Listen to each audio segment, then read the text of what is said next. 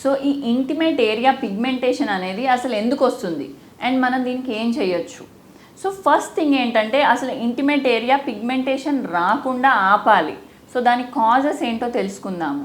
So first thing, intimate area waxing అని, shaving అని, chemical peels వాడి చేసే వాటితో పిగ్మెంటేషన్ దానికి రియాక్షన్ అయ్యి ఏరియా రెడ్ అయిపోతుంది, ఇన్ఫ్లమేషన్ వచ్చి పోస్ట్ ఇన్ఫ్లమేషన్ పిగ్మెంటేషన్ వచ్చేస్తుంది. సో ఫస్ట్ చేయాల్సింది ఇవన్నీ ఆపాలి. ఈవెన్ షేవింగ్ ద్వారా కూడా చేస్తే కట్స్ అయ్యి ఇన్ఫెక్షన్ అయ్యి ఇన్ఫ్లమేషన్ అయ్యి పిగ్మెంటేషన్ అవుతాయి. సో ఫస్ట్ థింగ్ కాజ్ ఆపండి.